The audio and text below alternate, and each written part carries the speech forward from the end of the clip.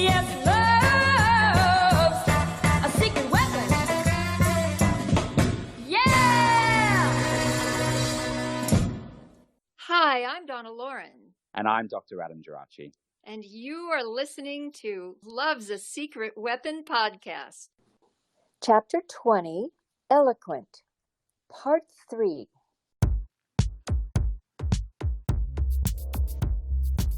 We hold these truths to be self-evident. Eloquent, eloquent.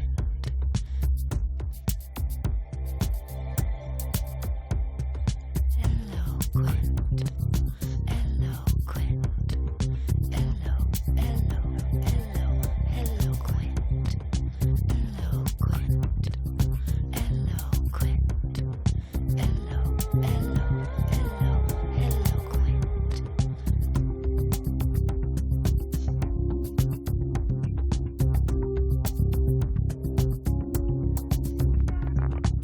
Why should I not speak eloquent with you?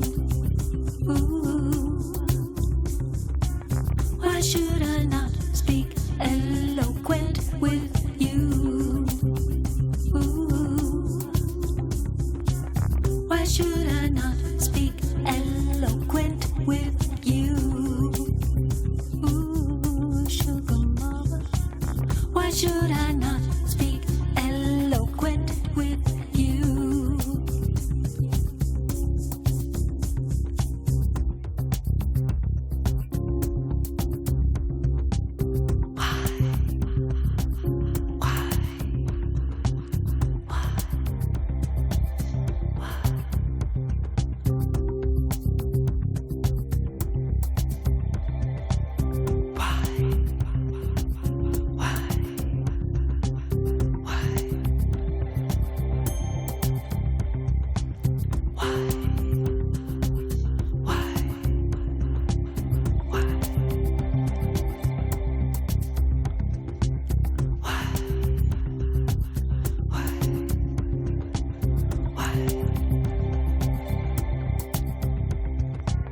Why should I not speak eloquent with you? Why should I not speak eloquent with you? Why should I not speak eloquent with you? Sugar mama, why should I not speak eloquent with you? Why should I not speak eloquent with you? Why should I not speak eloquent with you? Sugar mama, why should I not speak eloquent with you? Why should I not speak eloquent with you?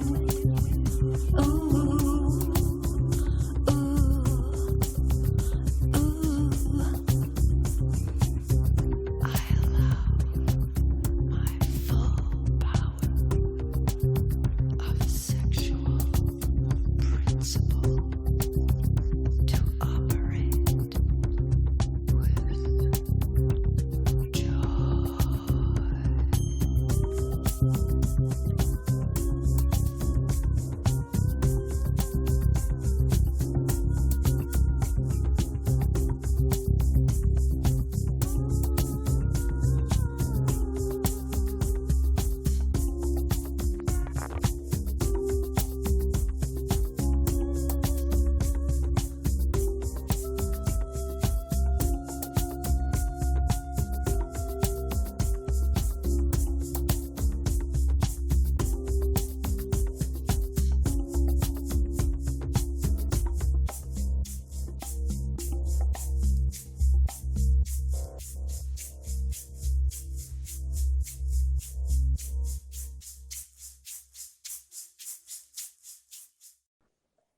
Well, by now, I had acquired 3 employees. I began my search by putting an ad in the local newspaper, West Hawaii Today, and interviewed at my home.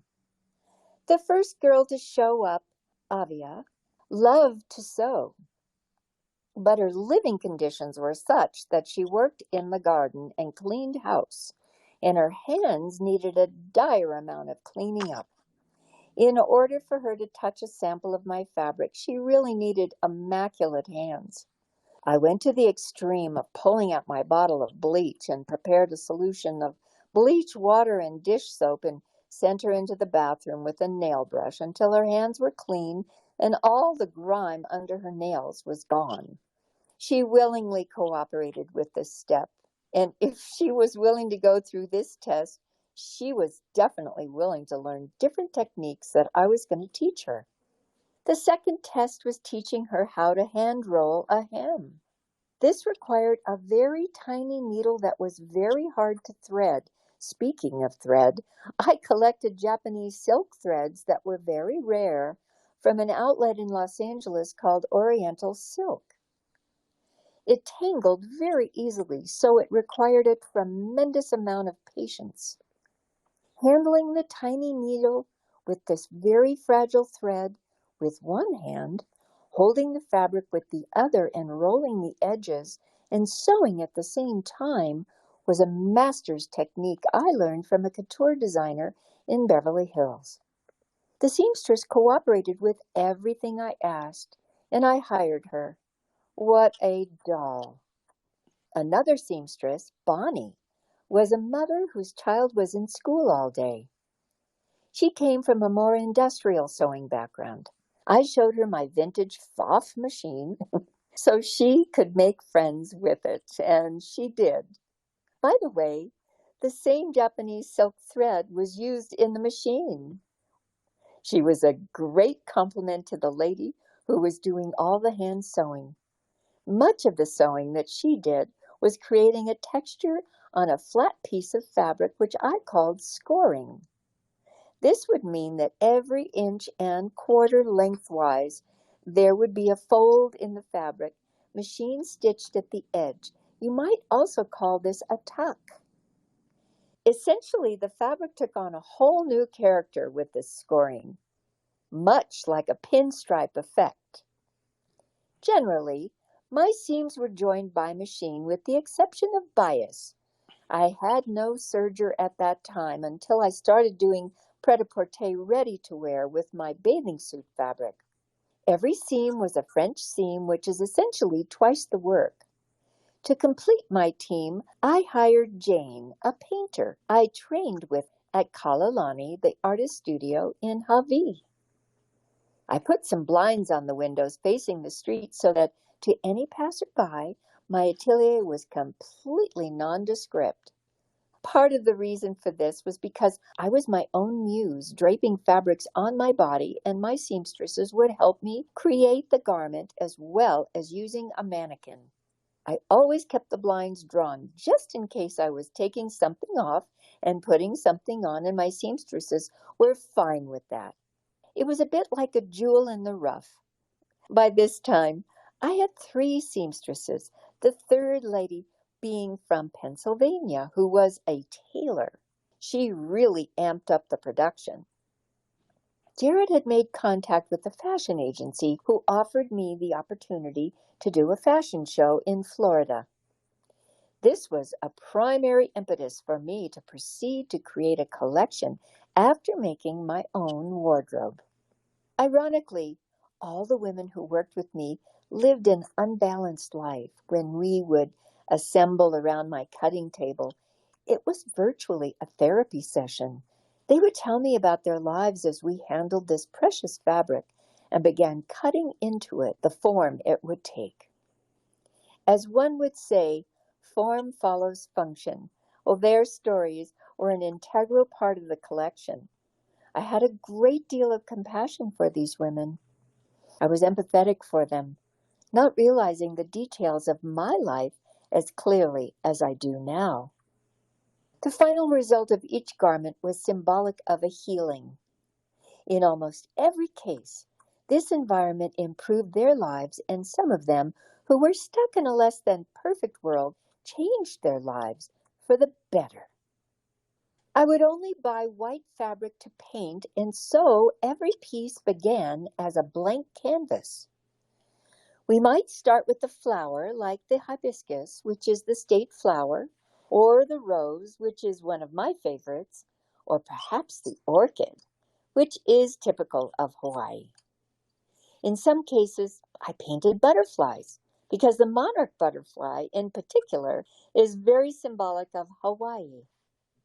When I finally made a decision about what the subject matter would be, the next step was discussing how the pattern would fit with the actual pattern of the garment. I like to avoid cutting into the middle of a pattern as you would normally do in a commercial fabric. Hand painting allowed me that luxury to have a cutting line that wouldn't interfere. Next, I would consult with Jane and decide upon the coloration.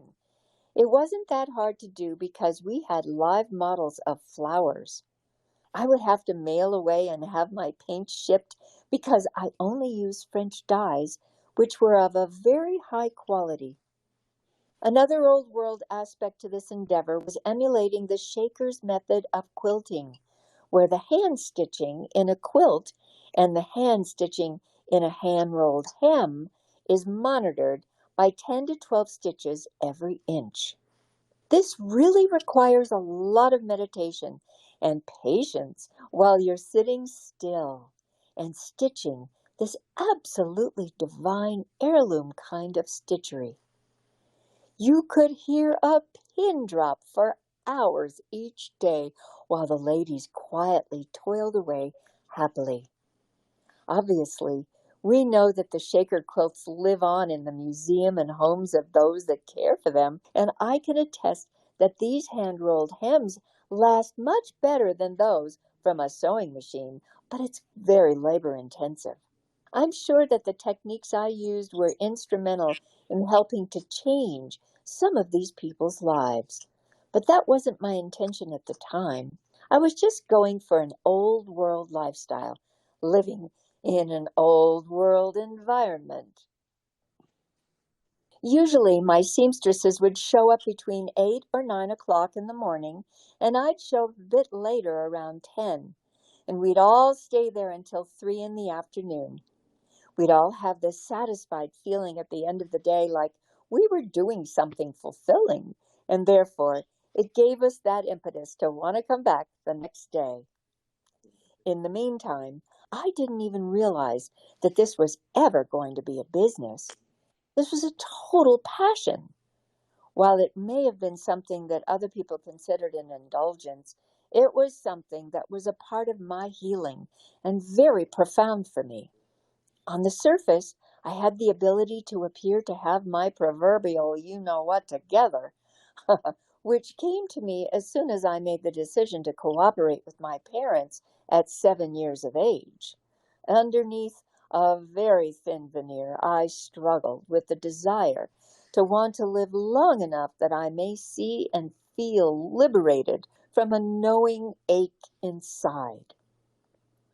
Unconsciously, I chose to pursue this interest in design because of its cathartic nature. Even though I thought of myself as a singer, a new identity was blossoming inside me. This new endeavor of designing and creating a team began demonstrating to me just how dysfunctional I had been for my whole life. Boy, am I a late bloomer. Better late than never. Well, what a gift to find a vehicle to discover more of who you really are. The women who were working for me had parallel issues of emotional and, in some cases, physical abuse. I was beginning to tune into the need of creating more structure and discipline in my life, sort of an internal classroom, and I was the student teaching myself through this crazy passion I had of design. Apparently, the people I attracted to work for me on some level could relate to my emotion as well as I could relate to theirs. The secret to success in this venture was that we all had a skill and talent that we could use to function while being handicapped by emotional imbalances. Our common denominator brought us together on an unconscious level. Ultimately, I was their student and teacher, as well as they were my students and teachers. I had the opportunity to do it, and so I did.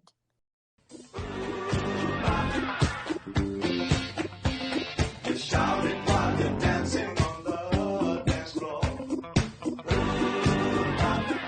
Fashion, fashion, turn to the left. Fashion, fashion. We got the Goon Squad and we're coming to town. Beep, beep. Listen to me, don't listen to me. Talk to me, don't talk to me.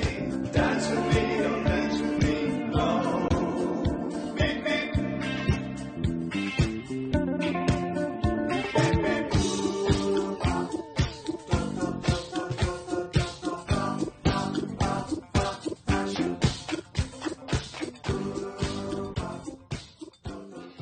Wow. Well, that kind of follows the theme, that we were talking about previously, that we all have stories.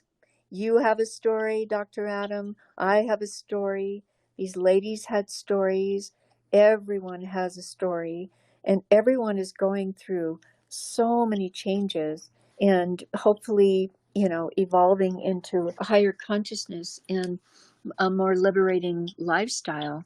Absolutely. I think this does reflect a lot of what we've spoken about. And as you develop this part of your narrative, the whole idea that we can bring to the table, and this was a literal table, we can bring to the table Yes. without even realizing it's something creative and working together and working with your hands, if that's the case, to design something really wonderful, but in many ways to also work through the issues that all of us often have. Yeah, I mean, there's so many vehicles, and just focusing on something that really, kind of you wake up in the morning and you can't wait to get to, and you probably, as I did, go to sleep dreaming about it. And the other thing is that I didn't talk about, integrating music as kind of an underscoring of a mood that helped, the creative process. And part of my reasoning was that just because, I taught myself, I just had the yearning to pray when I was such a little girl, that I really believe that I was asking Spirit to, give me some answers. And so I think that maybe the environment lent that as well to these other women. And there was not just a creative process, which seems to happen in 3D, but, but there was a co-creative effort that goes way beyond that. And it's very multidimensional. Yeah, for sure. And I think you created, it sounds like a very special place, both for yourself as you were developing this new identity, or not consciously developing a new identity, but perhaps thinking that this could form part of your identity, and having that space where they could feel safe and creative and open to whatever experiences were going to happen. Yes, and and I must admit, this was upstairs in a 2-story building, and it was just a small space originally, and it had windows. And as I said, I kept the blinds down, so I really couldn't keep some of the windows facing the public road open. The back windows were, up high enough where nobody could see in, and so I kept those open. But as the time progressed and summer came and the weather, the day progressed into hot, very hot kind of existence. So sometimes it was so hot in that place after, like around 1 o'clock to 3 o'clock the afternoon, the ladies I could see their cheeks turning pink, and mine as well, but we were so concentrated in what we were doing, Mm. that when it was time to say goodnight and and leave and go our separate ways, I, I we all did, and we never complained. So, but eventually, I put an air conditioning in the second floor because I just wanted I wanted all of us to be more comfortable.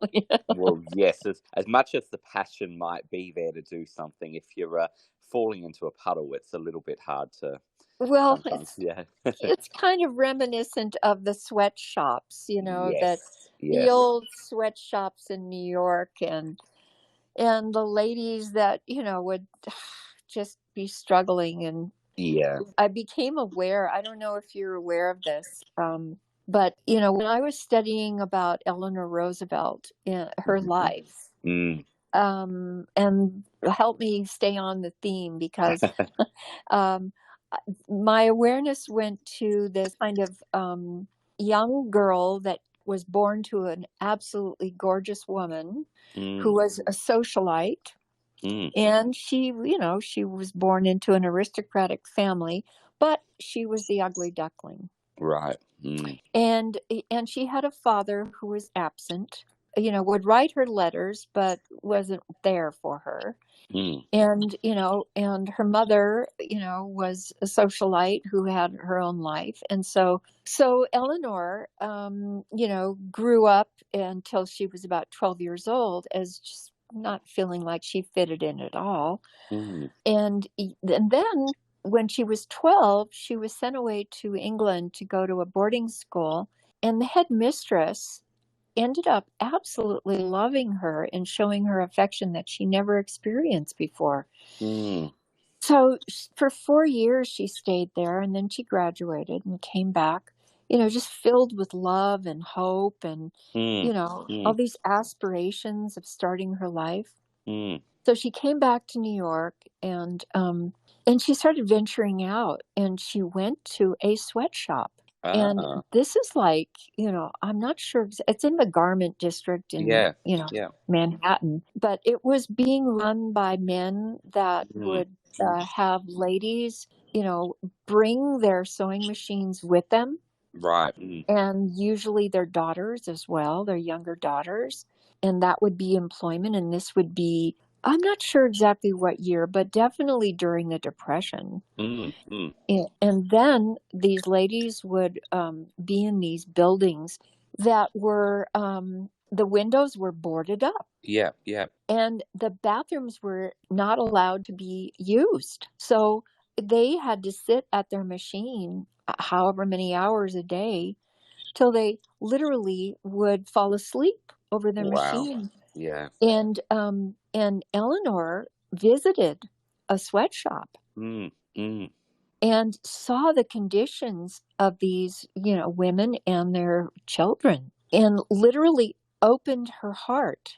Her heart was opened by the Yeah. headmistress Yeah. in England. She came back and completely, opened to the religion of the women that were in the sweatshop were generally, or if not only, Jewish. And the Dutch family that the von Rosenfelds came from were not, very friendly with that sect. Mm. Mm. And Eleanor opened up to the women of these religions and the conditions. And then when there was a fire and so many lives were lost because the windows were boarded up and Oh, wow. these women couldn't Yeah. escape. Yeah. So, I learned a lot about, that kind of lifestyle that, still exists in places like Bangladesh to some degree, that I wanted to create an environment that was a healing environment for myself as well as anybody who entered. And just to take it a little farther, Mm. the first time I had a client that would come in and say that, for instance, this woman was getting married, Mm. and she actually did not want anything painted on her white silk. Okay. But she told me I asked her, what the ceremony was going to be like. And Mm. she said, we're getting married on the beach. Yeah. So I said, "Are you wearing shoes?" And she said, "Probably not." And so she came for a fitting, Mm, and I took my holoku pattern, which I used. That was basically a full length dress with a fishtail, mm, in the train, and spaghetti strap, and mm, and fitted to the body, and on the bias felt like a slip dress. mm, mm, So I took her measurements, and we talked about the design, and she was happy with that. And then I, did a muslin sample mm. before I cut into the valuable silk, Of course, yeah. and and so she arrived fully clothed with all of her, let's say, armor that Mm. that she would normally wear somewhere, like, the girdle and the brassiere Yeah, and the yeah, stockings and all of the things that you'd normally think that you would need to wear. yeah, yeah. And she tried on the sample, and she came out and she was very unhappy. Mm, mm. And she said, "It's just not fitting me." Yeah, yeah. So, here you go again. It's like, let's take a courageous step forward and trust that, you can suggest something that maybe is out of the norm. Mm, mm. And so I said, try it on without your undergarments. Yes, yeah. And was So she willing to do that? she was quite reluctant in the Yeah, beginning. yeah. But she ended up cooperating, and she went into our, actually was a combination bathroom dressing area, Mm, mm, and changed into the garment and came out with a big smile on her face. mm. And that Yeah, was transformative. absolutely. It's like, okay, now I'll cut into the silk. We'll Yeah, make you your dress. We know it fits. We know that you're happy in it. And seriously, you look beautiful, and you're supported, with the way the garment is cut mm, and fits you. And you literally don't need all of the things that you thought you needed. And yeah, yeah. so she was liberated. And that's so powerful that I think so often everyone has these ideas about what makes them comfortable. And I think, particularly for women who have always been taught, you need to wear this, you need to wear that, whatever underneath, and to realize that that doesn't have to be the way that it is, that you don't have to be so cinched in and structured in, that you can be a little bit brave and try something you're not used to, and then realize that, hey, this outfit is going to work for me rather than me trying to work to make it fit. I Yeah. mean, that's the company of Spanx for men and women, right? I will tell a story. When I had my 30th birthday, I went out and I decided to get one of those Spanx t-shirts. I thought I'll give it a go, and put it on fine. It felt, you feel very structured in. Later that night, I could not get that above my head.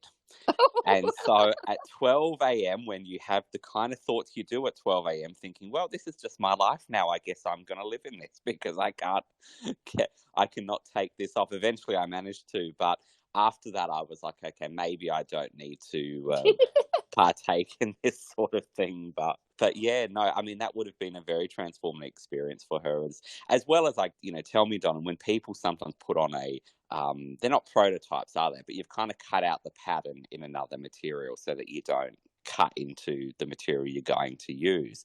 Sometimes that doesn't always give people the best idea as well as about how it's going to look, does it? It's the structure of the garment. Yeah, It's made out of muslin, yeah. but it's not. It doesn't give you the flow that the silk would give you. Yeah, yeah. So I think sometimes I'm just thinking back to my own wedding when the girls went to try on their bridesmaids outfits, and Yes. they would see that and go, oh yeah, I get the general idea of it. But I think they were a bit tentative, and also, the color is Oh yeah. whatever color the material is, but it's just an idea. Yeah. It's called bland. Yes, yes. I It believe looks that's like the actual. looks like a potato sack. It pretty Basically. much does, yes. So I was very happy that they were willing to do that and to get their proper dresses. But it sounds like this idea of because I'm interested that sometimes people perhaps get a little bit scared by fashion, and particularly this, which was more couture. Did you find with people coming in that there was, as you started to design for people, was there some resistance or misunderstanding, or how did that work? Well, it was really surprising. Mm. I mentioned the lady, Patty Cook, Yes. and who was quite a mainstay in the community. Mm, And she showed up with a friend of hers who was a judge, mm, mm. and the judge was getting married. Yes. Yeah. And I showed her a sample of one of my hand painted garments, Mm.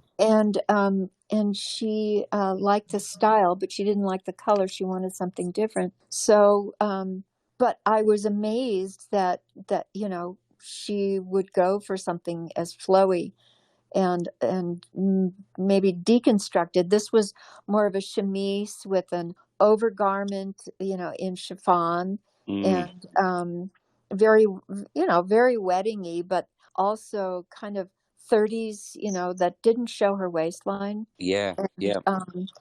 and she's a judge, so I thought, well, she must want to keep it proper, Mm. and and she did. She I showed her something in white, Mm. with lotus in pink, and like a pale pink with very mild green with the leaves, Mm. and she wanted to go bold. She wanted to go coral, Well, and so I adapted that for her, and I believe it was I'm not sure exactly mm. now what I chose, either hibiscus or I used to do a red monarch, Mm. Mm. overall red with the monarch, and but anyway, that's what she chose, and she was thrilled. So She probably liked doing something a little bit different to her day-to-day judge attire. And I also think that it was later in her life that she found Mm. love, or Mm. maybe a new love, and she was getting, taking the leap of faith, Mm. Mm. and going bold with it. So, and also it couldn't have been her first wedding because she didn't want to be married in white. Ah, yes, of course. Yeah, she was definitely going bold. So, She was a bit more opened up to it. So yeah, and I think that raises a good point. I'm interested if many of our listeners are not necessarily going to get something made, but do you have any advice for someone who is perhaps a bit tentative about trying something new, or they feel they want to do something different fashion-wise, but they don't know where to start? that's a really good question. Um, you know, I would get very kind of serious about that and Mm. say, first of all, it's a matter of your self-esteem. Mm. You really have to take a good look of yourself in the mirror, Mm. and know how you want to present yourself. If you're a bit shy, or I'll give you an example. Mm. When I used to read Gloria Steinem, Mm. and she thought that she was very tall, so she liked to slump her shoulders. Yes. Yeah. And so it just depends on your self-esteem and how much self-love Mm. Mm. you have, and which is a huge subject, that we can get into. Well, we've Mm. gotten into on many occasions, but Mm. it's something that, if you know who you are, I would say, and you Mm. have different moods, Mm. and you have your quiet times, and you have your more festive times, Mm. or maybe even more exotic times, then you. And also, if you celebrate, let's say for a woman, if you celebrate your femininity, Mm. that you have a sense of confidence about Mm. who Mm. you are, and what your body is like, and how you like to move, and what you'll be doing in that garment.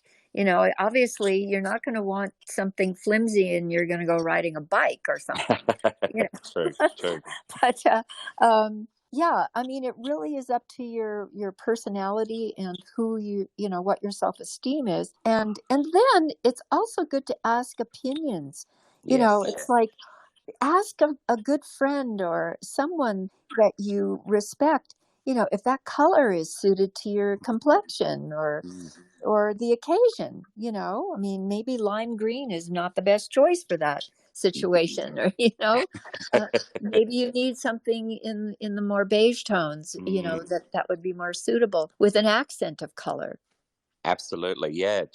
I think it's so important that when you're not quite sure, to ask someone else, because also they can sometimes see or not see some of the things that we're concerned about, that we think, oh, I could never wear that because I don't like this about me. But then the outside world is not necessarily seeing that that thing that we're sensitive about, and that can really open up the choices that you then have for what you might like to wear. And I really like that idea as well of seeing fashion and what we wear as an extension of either identity or mood in particular. That idea that sometimes you just feel more comfortable, or more that you want to put yourself out there in a certain type of outfit, a certain type of color, a certain type of mixing and matching. And sometimes that is about just experimenting a little bit with that as well. Do I want to try this and see how I go? And And maybe it won't be what I want to integrate into my regular rotation, but that's fine as well. I have to tell you something so funny. Mm. Yesterday was Easter, and whenever this conversation goes on, please remember that we do this taping a couple weeks in advance. Mm. Yesterday was Easter, and happy Easter, everyone. I hope you all had a joyous occasion and family gatherings, if that was the case. A pair of shoes that I've had for a while, they're kind of a platform shoe. I Mm. took out of my shoe closet, and they were sitting out, and I didn't plan I was going to be going to a Easter brunch, and these shoes started talking to me. Okay, I'll go with this. I'll Well, allow it, as the judge would have said. wait a minute now. There is a song, and I think there's a song about if these shoes could talk, they could tell you where I've been. Okay, yep, yep. I think it's yeah. And so these shoes, and it took me about 3 minutes to decide what I was going to wear, but those shoes said, okay, you're going to put me on. Now, let me back up a tiny bit. These Mm. shoes are made for even surfaces. And I live in a historic town with some rather uneven surfaces. Uh-huh. And so I choose my shoes, accordingly, so that I can walk, in a safe manner. Mm. Mm. Well, these shoes are a bit of a challenge, so I Yes. really haven't taken them out. And they said, come on, we're going to try. And so, yeah, I put together, the shoes said, okay, these pants, that sweater, and that hat.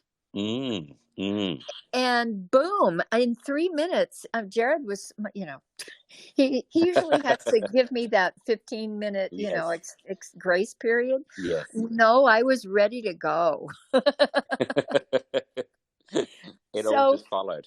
yeah, and what I'm leading up to is, for my life, Mm. and I still have some of my vintage clothing that I wore in my career. So when I Yeah. was a teenager, and, I call them my friends. Yes. And, it's kind of like you have a sweater that's your friend, and you go to it and you're like, come on, friend, warm me up. And you have your most friendly pair of jeans, or your most friendly pair of sneakers, or, Yes. or for me, it's a pair of heels. It's, but they're friendly. And so these shoes became my friends yesterday. I walked all over Bisbee. I went to brunch at the Royale Theater, and then I crossed the road with my husband and our friend that was with us, and went to Jackie's French Patisserie, and came back home, and I made coffee, and we had croissants on the terrace, and we just Lovely. extended. And I'm telling you, this little town is just bursting with all kinds of opportunities. I'm kind of reminded when you say that as well, and that was a beautiful sort of rundown of the. I don't know if that was the main street or one of the main streets, but this idea that when you're feeling good as well, and fashion is such an important part of that. When you feel good about yourself, it's like the whole day opens up to you. That Yes. I think it's very important. I've spoken to friends about this before, that if you go out and you feel that you're wearing what you want to wear and you're feeling comfortable, you're feeling what you want to project out there is there, you just have a wonderful day. It's like the sun is shining and I'm out to party. Yeah, and Yep. I'm going to refer to Audrey Hepburn in Mm, My Fair Lady, mm, because I heard her interview mm. about the white gown that she wore at the top of the stairs. Yes. And she said when she put that gown on, it created the character she Mm. was in. And certainly I've spoken to actors and actresses before about this, that for some of them, the outfit is so important to the character. It's not just about, okay, whatever, I'll learn who the character is. Such an important part of the character is what they're wearing. And they do speak about this idea that when they put that outfit on, that becomes a real window into that person. Yes, and and may I also bring up the name of Galliano, who has gone through all kinds of iterations, but starting primarily with Christian Dior, Mm, and and actually, I've never met this master, mm, but when I was studying, and I would read Vogue and I'd see his name, mm, he was also very much in tandem with Madeline Vianney. Madeline Vianney was the primary source of my education to learn how to sew bias. mm, And Madeline, and when you look at the Galliano creations,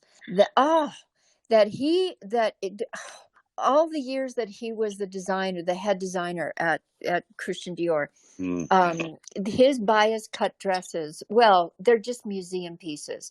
And can you imagine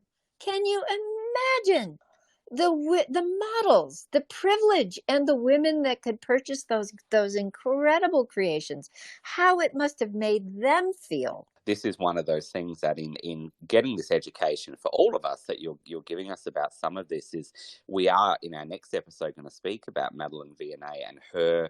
I guess it was almost a lost art of, as you said, cutting fabric on the bias, and until John Galliano kind of paid homage to that or resurrected it, really, that was kind of something that had kind of fallen off. Well, I don't know the history of the mills, Mm, but mm. I know it requires extra width of fabric to Right. cut on the bias. Mm, And that may have been a deterrent, and of course, World War II yes. stopped, production of fine fabric Yes. to a great degree, and Mm. to make military, uniforms. Yeah. But and I also stumbled onto something. If anyone loves YouTube like I do, there is an Yves Saint Laurent retrospective starting, in 1961. Mm. And that man was still alive, and he came out at the end of it, many years of his treasures on models, and just the way that he envisioned the flow of fabric. Mm. When you think of starting from, shearing a sheep for the wool, or the cashmere, or the growing the soil that the cotton grows in, probably in Egypt, more or less, and the silk coming from the worms, there's a deep, sacred respect for where the fabric comes from and how it's Mm, going to move. mm, And then the dyes that originally came from gemstones, and Mother Earth providing the colors, that are ground into powders and then turned into mm, liquid. mm. And the people that were born artists. I have to throw in another name, Salvatore Ferragamo. I just Mm, I mm, just read his autobiography, and when he was 9 years old, he knew he could make a shoe. He could mm. feel a foot. He felt a foot, and then he knew how to make a shoe for that foot. He didn't have to take measurements. Right. It's magical. And the other thing I want to say, getting back to spirit, that he, as well as Galliano, etc., Chanel, you name it, the spirit moves through them, and they just Mm, have to be aware to receive and then to actualize and realize it. And, anyone that says, well, it comes from me, you know, uh-uh, it doesn't come from any of us. It comes through us. mm, mm. And it kind of seems, just, I know we briefly touched on this, but for many of these people as well that we're talking about, and we will delve into this more in future episodes, but um, a lot of them were coming out of these times, as you said, around World War II, and where there was austerity, and kind of being, I guess, creative and some ingenuity to work around what was available and what was prevailing, to design shoes that, in Ferragamo's case, that could be art but also comfortable, and to be Yeah. able to find materials that perhaps would have been difficult to come by at that time. So they were working within a structure, but it seemed that they surpassed that, and they were able to transcend that. Yeah, and Salvatore Ferragamo, it goes back to World War One, before World War One. Mm, He was mm, born just before the turning of the century. right. Yeah. Yeah. And Yeah. and anyway, that's a whole story, and it's very worthwhile Mm, learning about, mm, just another avenue of creation, and someone who knew who he was from the mm, get-go. yeah. And he didn't have support initially. He had to fight to win the support, of his family and his Mm, community, to become who he became, and still is. It still has the factories and production that mm. produce Ferragamo shoes, which are some of the most comfortable shoes.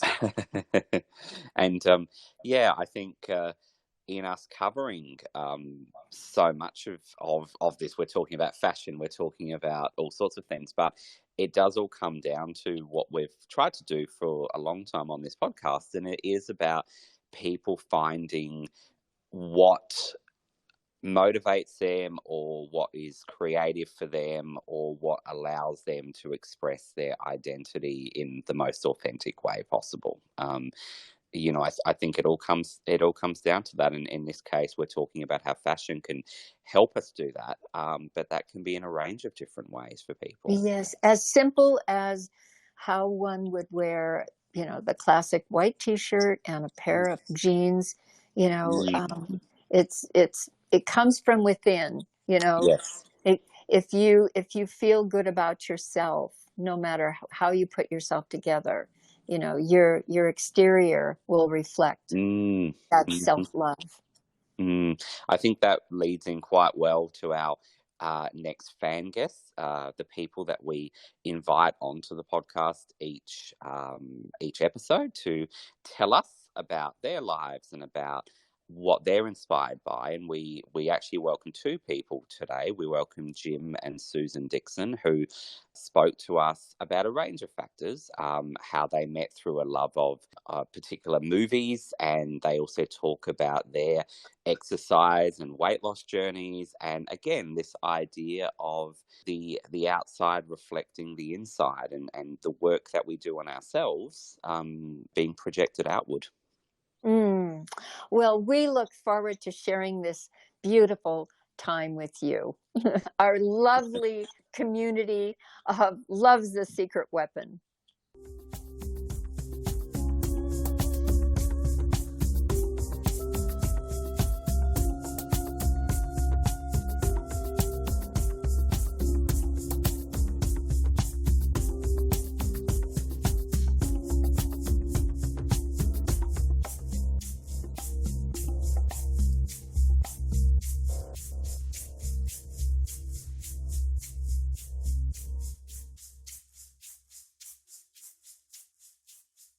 Well, today we welcome not one, but two fan guests.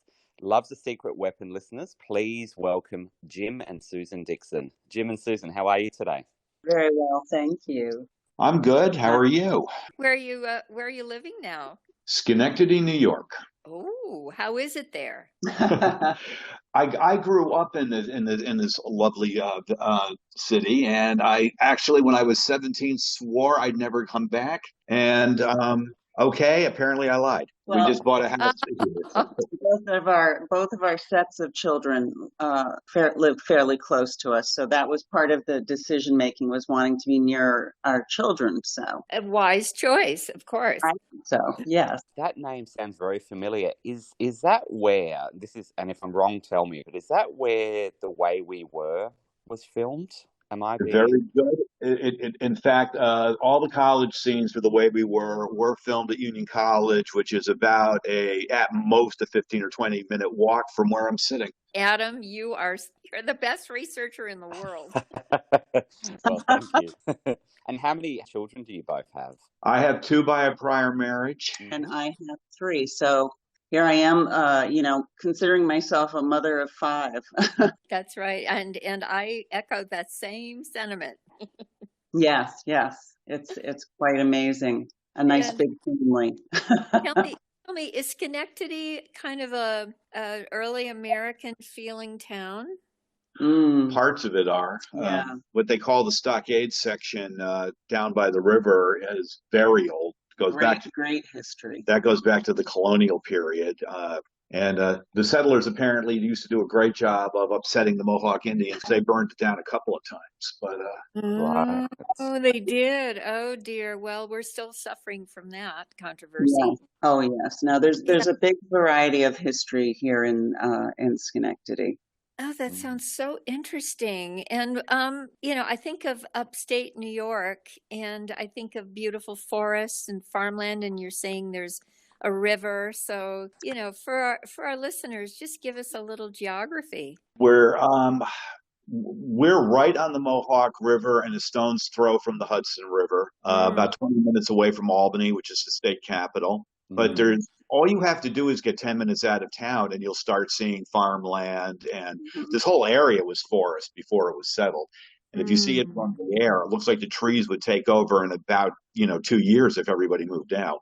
We have some nice suburban areas. We have some nice city areas. I grew up in a small town called Waterford, which is, again, right near the rivers, because just about everything within a stone's throw is near a river. And I thought I grew up in the suburbs, and my husband lived in Waterford with me for a short time and said, "No, darling, you grew up in the country. This is the country." So I guess I did kind of grow up in the country, but I think I'm more of a city girl at heart. I was sitting on the back deck at that house, and we hadn't been living there all that long, Skyping with my cousin, and I hear this rustling at the other end of the yard, and this gigantic buck, full-grown deer with a full head of antlers, had jumped over the fence and was like having a staring match with me. I adore nature. Oh.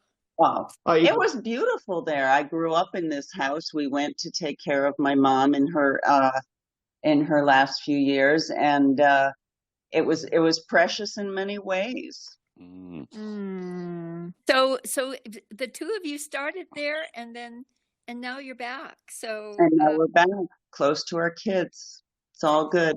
Yeah. We've only been in our new house a few months, actually. Right. Ooh, what a time to transition like that. Oh, yes. But it's I love that my kids can just pop over. Jim's kids can just pop over, and we've got room now for them to come and stay, which is wonderful. What do you have in common with the kids? What do you like to do recreationally? Well, we actually went to a Mets game most recently with Jim's two children, and it was Old Timers Day, and we had a blast. So we do have baseball in common. That part we love with the Met. We are big Mets fans. So. And Susan's oldest son is working as a production assistant on a whole lot of stuff down in New York City now. So now all of a sudden, the fact that I occasionally know something about movies and TV is useful to him. We try to find things to do with everybody. My daughter loves to come over and she'll have dinner with us and chat with us. And my other son comes and helps me with things and visits. And they talk Marvel, and Jim and my middle son love to talk about Marvel movies together. They are fantastic. Oh, it's so much fun. Genre is so spectacular. You think that it's just going to continue, or you think there's a future for it? This feels so exhausting. Personally, I think superhero movies have become the new Western. At this point, it's an established genre. It's not just going to disappear overnight.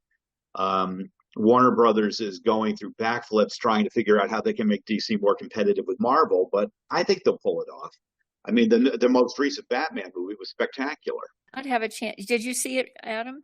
No, I haven't yet. I've seen all the other ones. So, yeah, and I really enjoy those. So that's interesting you say that, Jim, because if we can just go back when you spoke about being a film writer, or you mentioned being a film writer, how does someone who, from what I understand, you were working in law, how do you end up as a film writer, a critic, and end up interviewing people like Western stars like Franco Nero? The film writing came first for you, from what I understand?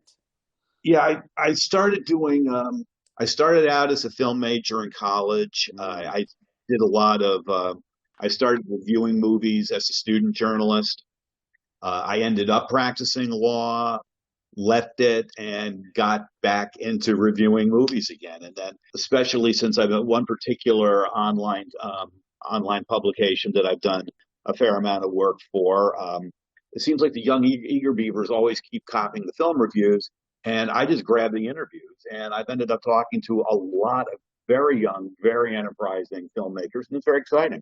Fantastic. And who does anyone stick out from those interviews, whether it's someone that's perhaps got more of an established career or someone who is a bit earlier or newer to the business? A lot of the people I've talked to are making independents for almost pennies. But not too long ago, I interviewed Franco Nero. I've interviewed Paul Rodriguez. I've interviewed Gerace Scott, and interviewed the director of Daredevil and Ghost Rider. In fact, that was for a much smaller independent movie he was doing. But I actually, some of these directors are like almost like kids to me. In fact, some of them are younger than my children. But it's exciting to talk to young talent, and they are so visionary, some of them, and what they're pulling off with digital equipment, making movies in 2 weeks for $35,000, and then getting distribution deals on them. I'm awed. It's amazing, isn't it? It's a different world, isn't it? Yeah, I remember we had to put film in cameras. I'm sure there's still a few hipsters who do use filming cameras. There's a backlash. There are directors who would prefer to be working with film. I don't think Spielberg's actually done anything on digital yet, other than one animated movie. Right. And Christopher Nolan only likes to shoot on film. So there are a couple of big directors who like to do old school, but digital's here to stay. Yeah. Yeah, and maybe given they are the big directors, they can call the shots with that. But if you're a young up-and-comer, this really opens up the world. I know Donna and I have spoken about this before, that in the same way with music, people can make music in their bedrooms now. It's much more accessible. Mm-hmm. Yes. The equipment's cheaper, and I mean, I've had directors. So it's like what they used to need to bring a ton of lights on location to do a simple night shot. Now we just go out and shoot from the hip. Yeah, yeah. It's amazing. I'm playing with my first digital camera now. I just recently got one, and it's like it does speak to the instant gratification part of my personality. It's like take the picture and take 40 versions of it if we need to as well. Oh yes, yeah. Susan's aware. He tends to take a lot of pictures of me, and he very lovingly calls me his favorite model, which is very sweet. We'll try not to get too gushy on you. But besides now she's got a fan club on Facebook, and if I don't put up regular pictures of her, I actually do get complaints. So how long have you been a couple? Well, we'll be married 5 years. He's holding up 5 fingers to make sure I remember. 5 years this October, and we had known each other for a few years before that. We met through mutual friends, and it was pretty amazing, you know. Fantastic. And Susan, what's your passion? What's your what gets you up in the morning? Well, that's interesting. I used to want to perform and act in theater, and I got away from all sorts of things once I had children. I did do some community theater, and I did a little theater and music in high school. So those were the things that I really did love. But once I got into my first marriage and started having children, I became just a worker bee. I just, I worked, and I took care of the kids, and we did things together as a family, and all those became more important than just than my independent wants at that time. So it's not impossible that I wouldn't want to get back into doing some acting. My son, who Jim mentioned, works as a PA in New York, would love to work his way up and, direct some indies. And he has promised me a prominent role in his first film. So okay, so it's like when Harry met Sally and Rob Reiner had his mom in the scene when yeah, What she's having. I'll have what she's having, right?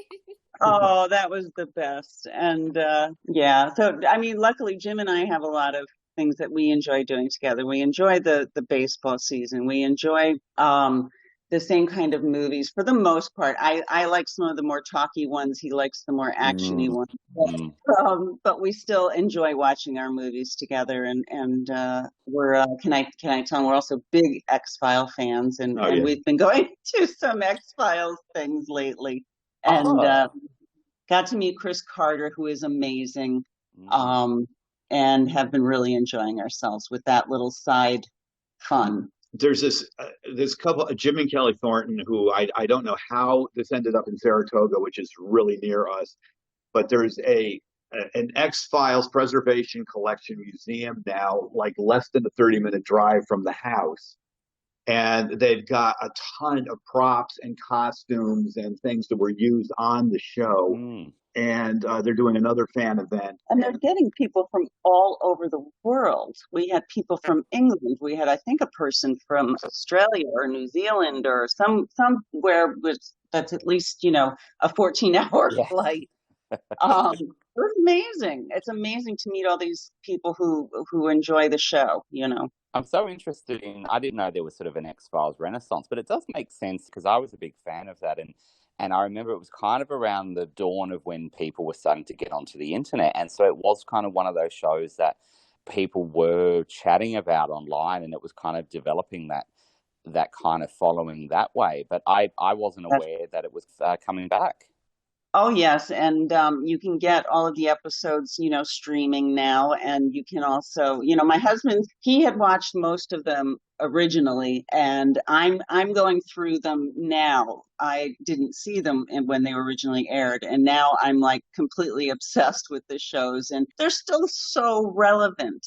That's the other interesting thing when you've got products, you've got a movie line or a TV series that is relevant at so many different times, and this one is, and I'm enjoying it very much. And but I will say though that every time Beach Blanket Bingo is on, we do watch it.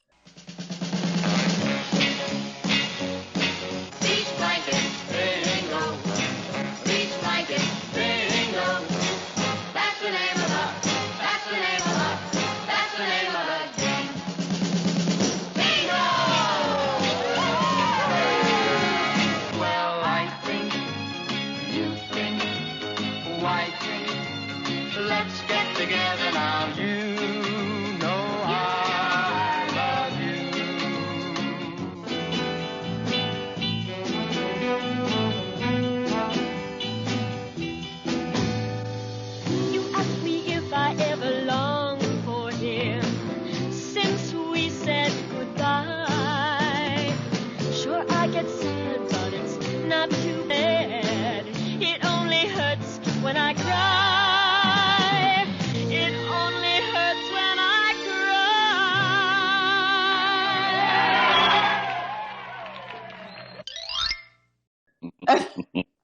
So, so you go way That is back. one. Gosh, I love that film.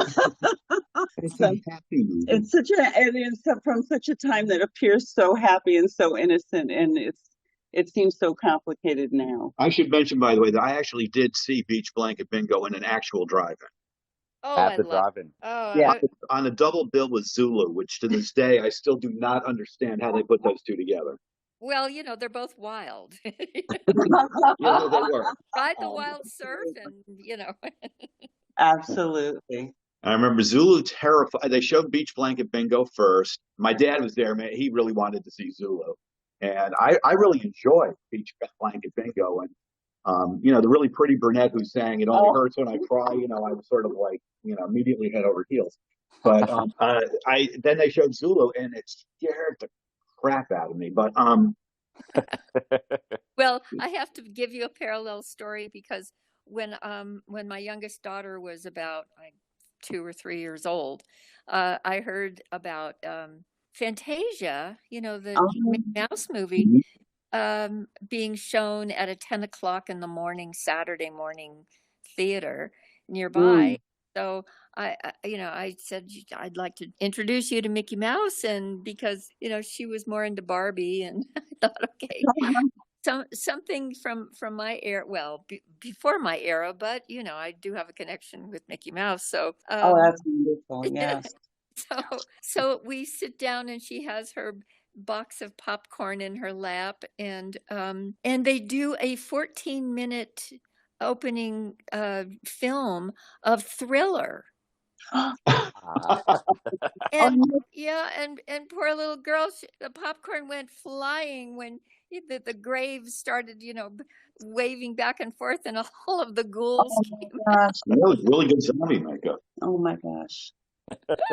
So I understand that mix of fantastic fantasy and what do you call that? I know that. Well, I mean, Jim and I are both also big horror fans. In fact, one of the things that made us realize how much we were alike was when he was talking to our friend George about Hammer films. Yes. And I heard them talking, and I scooted over as quick as I could, and I said, "Hammer, I love Hammer films." And I'll let Jim finish this part. It's true. She came. I was like, "Oh, I like Hammer," and I'm like, I just looked up to heaven and said, "She looks like that, and she likes Hammer. What are you trying to do?" If that's not a message, we're not quite sure. Yeah, and so we got to discuss that, and that really made us realize what kindred spirits we were. Oh, that is so marvelous to hear. Do you both go to, because Donna's been at this one before, but have you ever been to Chiller, the convention? No. We want to start doing more conventions here and there because it is fun to meet fans of a similar type of movie or program. So it might be in the future. Right before the pandemic started, we went to the first. They had started a film festival in Sleepy Hollow, New York. We went to the first Sleepy Hollow International Film Festival. I was covering it for Film Inquiry, and they did such a great job, and it was so much. We were having a great time. It was a blast. And Susan is so much better at schmoozing than I am. We were at I actually was able to get into the VIP reception, and Susan was just cheerfully going up to people saying, "Hi, I'm Susan. What's your connection with the festival?" And then she would get them chatting, saying, "Here's my husband, Jim." And I'm like, and she did all my legwork for me. It was really easy. I loved it. Well, any form of community, and the film community is just incredible. So. Oh yes, I agree. And certainly, Donna, you've spoken about this before, but you really enjoy going when these conventions were going. I mean, obviously they've kind of dipped during the pandemic, but just your chance to connect with people. Oh yes.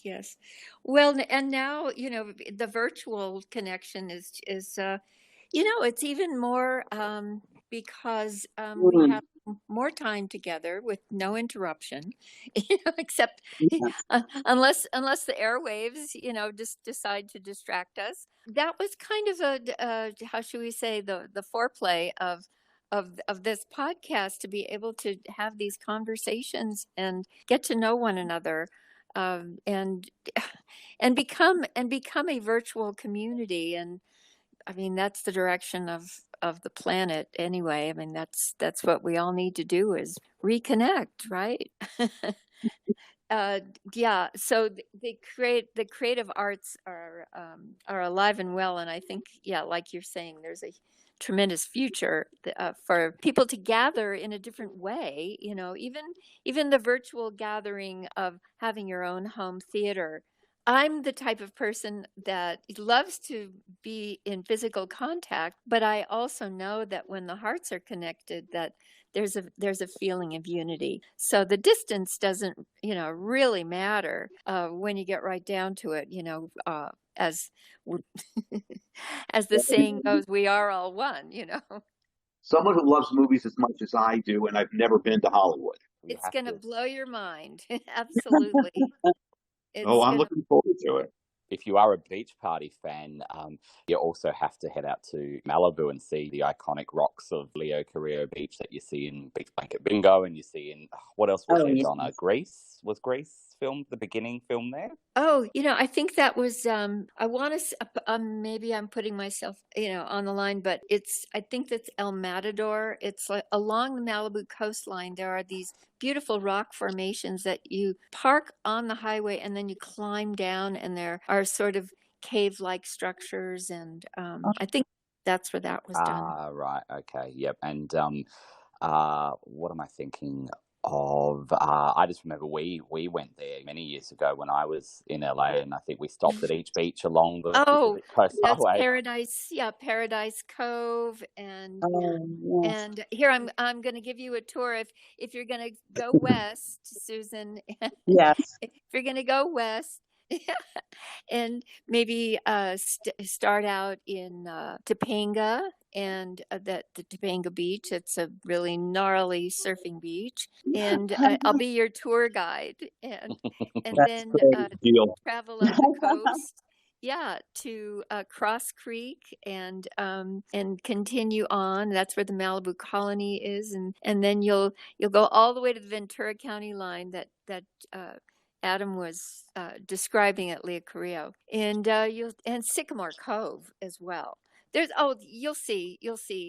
Yeah, it was a spectacular time in the 60s to let the film kind of give you that experience of being at the ocean. And of course, during the 60s, the music was the backdrop, and there was an air of innocence, but life goes on. It's just that I think there was such a joy of bringing all of these different actors and performers together. And it's very revolutionary when you think of Stevie Wonders and Don Rickles on the same set. It's kind of unusual. It is. It's pretty crazy, isn't it, when you think of Buster Keaton and Paul Lynde and Vincent Price popped into the cast, a cameo at the end of the first one. So tell me more about your lives together. It sounds so interesting that you had these established lives, and then suddenly you met each other just not 5 years ago, but within the last decade. Starting over, it's like a renewal. Absolutely. I keep referring to it as our, Neil Simon chapter 2. And which is not inaccurate. And it's been a pretty amazing chapter 2 for me, and I think for Jim. But when I was a young man, I never expected to be a newlywed again at 60. Yeah. Well, darlings, I just think it's so inspirational. My history with her husband goes back to through family, meeting him and he becoming my prom date, and then we went our separate ways, and then we came back together in the mid-90s and became a couple. So I think it's very inspiring for our listeners to know, your journey. We also knew each other briefly when two of our sons, so Jim's youngest and my oldest, are the same age within a couple weeks. Oh. And they were both freshmen at the same high school for a time. So I on the fringe, sort of knew them. But okay. it was definitely, like I say, it was through a gathering of mutual friends, and just all it took was that one line about Hammer Film that Okay. that really brought us together and got us talking about more things like that, and then having coffee and talking, and it just it progressed. I mean, is it safe to say we started out as friends and it just kind of heated up as it went? Yeah, that is safe. Oh, I can tell that for Absolutely. sure.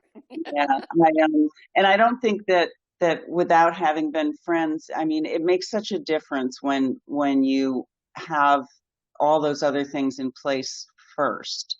And I'm not saying, I mean, I was physically attracted to Jim, but I was also so attracted to this is corny, but his brain.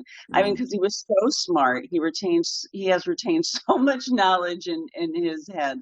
And I am, always thrilled by what he can remember and think and do with it. We're both, like I said, my mother also, she spoke French. Jim has some French. But he would speak French a little bit with my mother, which she enjoyed, but they also talked movies together as well. And that was a huge connection for them. This was after we were already living together, but he took such amazing care of my mother, while I would be at work. It was kind of an amazing time for us, and it really, brought us even closer together. Absolutely. And now, since you've started life all over again, I expect to hear from you in about 30 years, I'm telling him he owes me at least that much time. No, we've both had, similar lives with parents from the same generation, from what, we like to call the greatest, is it the greatest generation? The people who were teenagers during World War II. Both our fathers served during the Korean War in the Navy. So, we had these similar things. Jim only got to know my dad for a little while before he passed, but we had enough time to learn that our two fathers were very similar types of men. And who loved learning, and who they were both history buffs. And we talked about Jim and I could talk about our childhoods and talking to our own dads about specific things like that. So again, it's just one thing after another bombarding us and just putting us closer together. But he's only a little bit older than me, but I do keep telling him. I'm 6 years older than you. He's 6 years older, but telling him he does owe me at least 20 years, and I've said it every couple days for the last 8 years. So I just keep extending it. I just don't, the women in my family have great longevity, and Jim's family not so much, but we're keeping him very healthy. I need him Adam, to let. you and I know love's a secret weapon, right? I think it is. I think, and we've both gotten onto healthy eating and a little bit of exercise together, and it's made a difference. You are talking to the only man who lost weight during the pandemic. Yeah.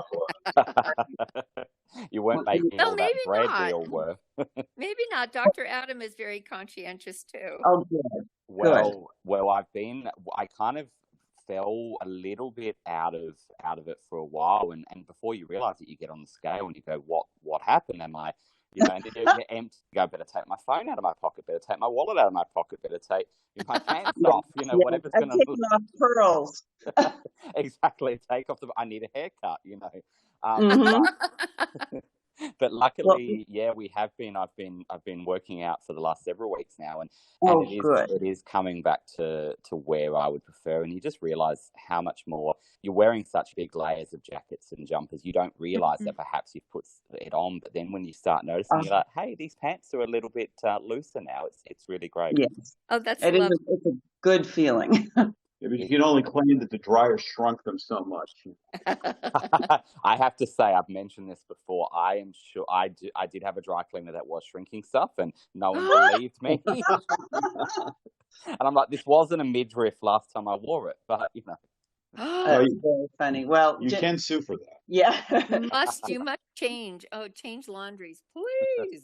Yes, I agree. That's just horrible. We actually with Jim in this process where we had to change his wardrobe, I think about 3 times. Mm. So Because tell he me lost. what you did. I mean, what did you change? How did Well, you? we did a national program. I don't know if you want us to say which one or not. Oh, Yeah, you sure. can. That's absolutely We'll give fine. a shout out to Jenny Craig program because Mm. we both got on it at the same time after Jim was given a warning by his cardiologist to lose weight or get his affairs in order.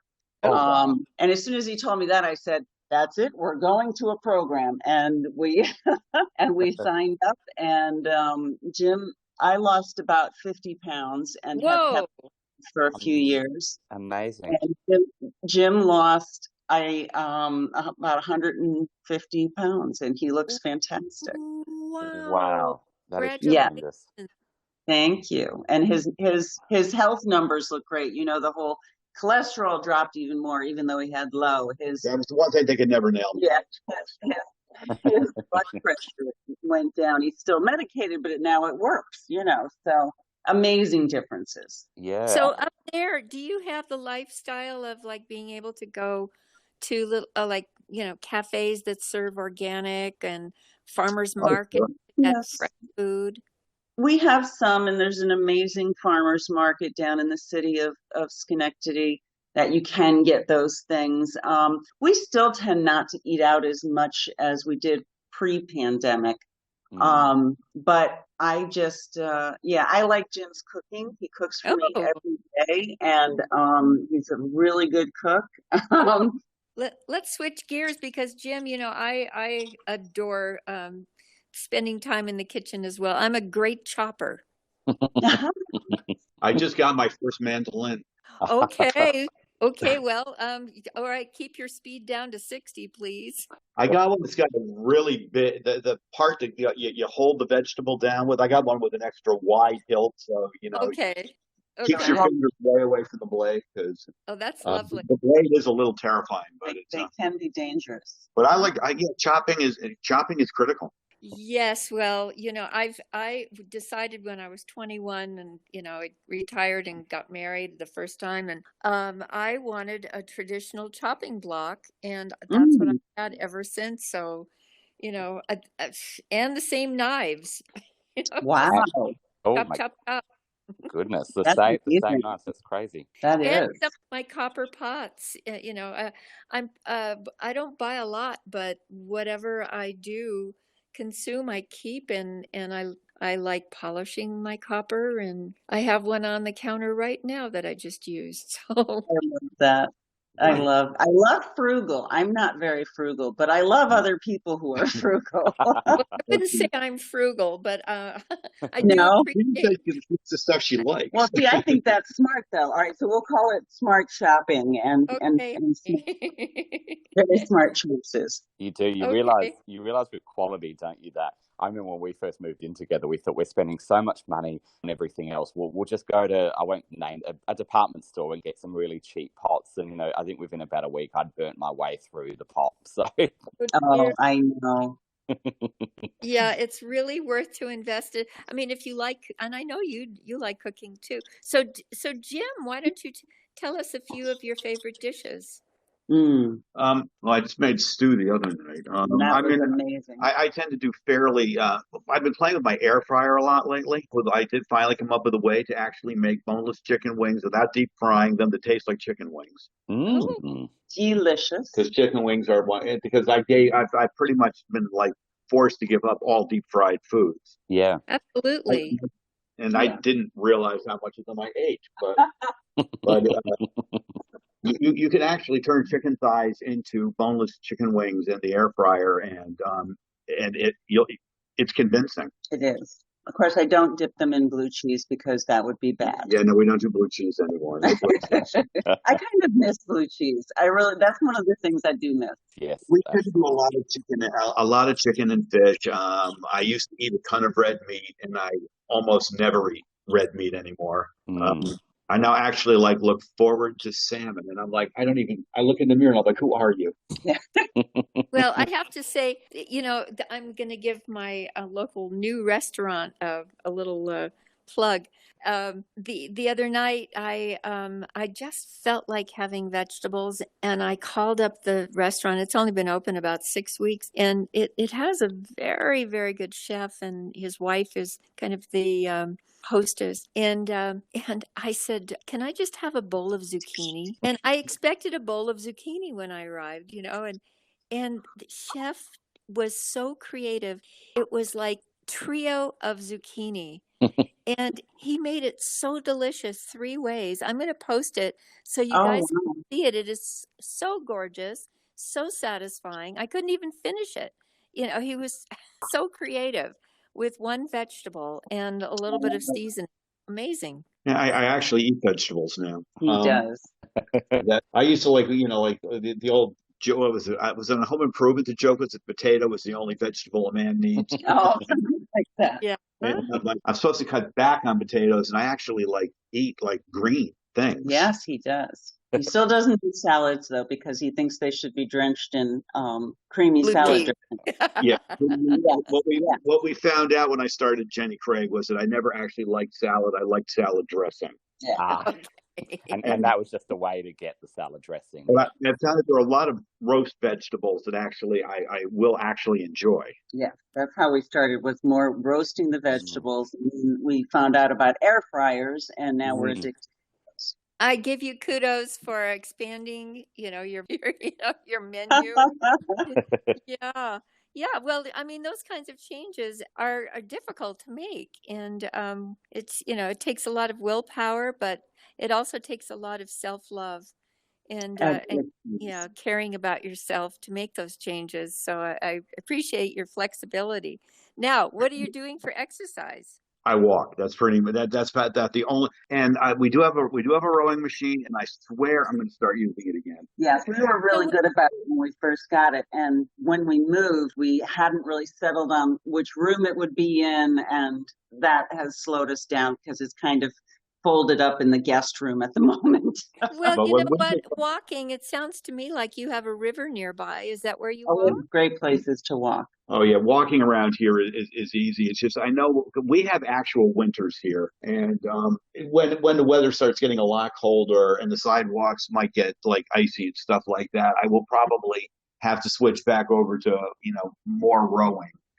But I started small though. I bought one of those little peddlers like you can put under your desk, and just pedal. Sure.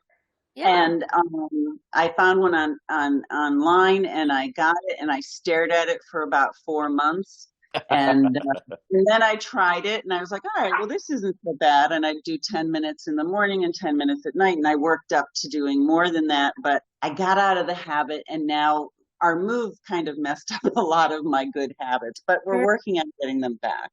That sounds lovely. Well, I know you're thinking about it, so that's half the battle. I'm getting there. I'm not staring at it yet, but I'm getting there.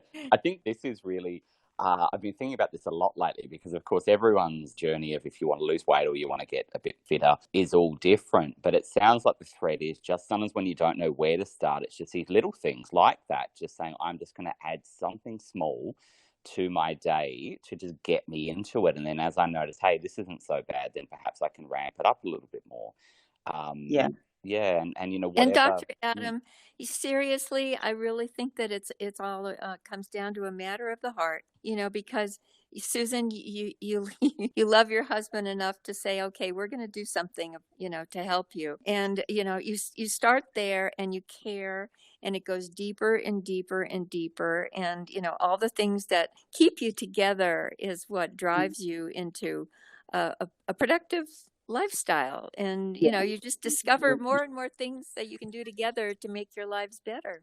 I think I maybe have mentioned this, but I happened to have turned on to a show about Ireland and the oldest living people, some of the oldest living people in the world, living in these older Irish towns that are 100 plus.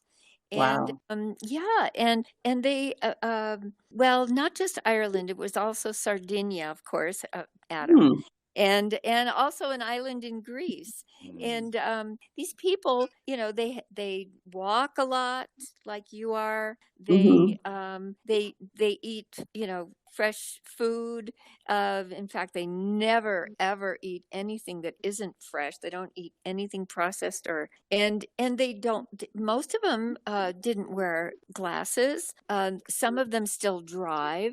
And many of them continue being sexually active until their end. I was going to say, hopefully that isn't what contributes to their end, but No, we are very lucky and blessed in so many ways. And we are very blessed to be able to visit with you both, and we appreciate this time together on our podcast, Love's a Secret Weapon. So thank you, Susan, and thank you, Jim, and Our pleasure. continued good health and happiness and joy and great family and all the best to the future and know that you're making a difference in the world just by being Oh, you. thank you. That is Thank you. lovely. I appreciate that. And it was so wonderful to be able to spend this time talking with you both. just before we do wrap up, and I think we probably know the answer, but the question we often ask is, what is your secret weapon? So to both of you, to put you on the spot a little bit, what do you think is your secret weapon? Mm, I actually think it's being in a happy marriage. I think that's a good one. I think I also am extremely optimistic at times, but I tend to I never hold I shouldn't say never. But with Jim, I don't hold a grudge ever. If something gets me upset, we talk about it and we get it over with, and then I drop it. So I usually sulk for a he little while. sulks a little bit, but it's okay because I accept that he does that, and that's his process. But we both, have learned from our previous marriages that communication is maybe that's it. Communication is our secret weapon too. Yeah.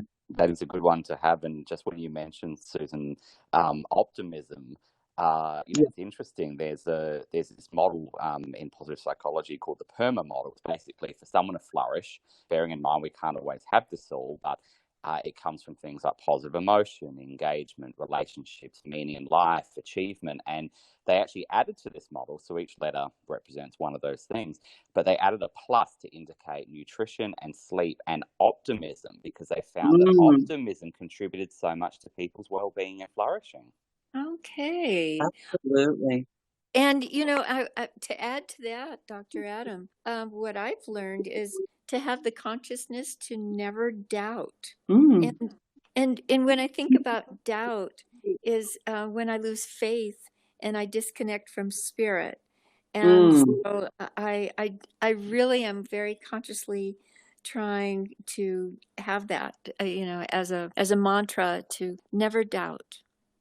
I like that very much.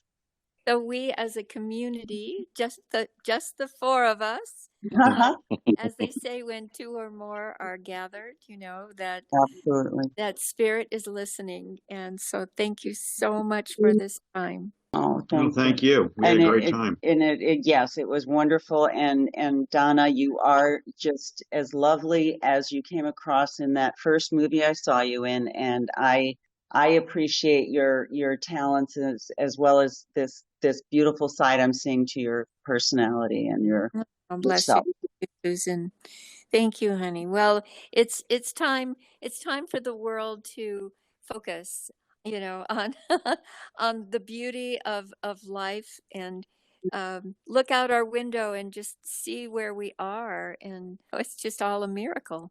Even though it's only in the ethers that we form a community that is global, and that love will conquer all.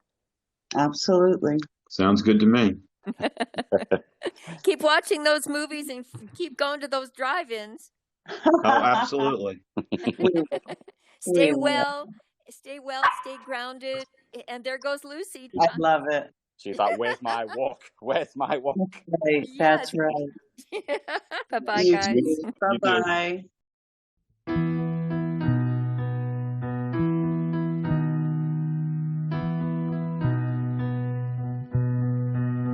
I'm gonna land on my feet, stand on my own, and love one another till death do us part.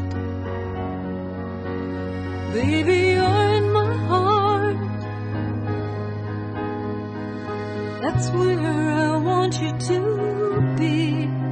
You mean so much to me. You are my everything.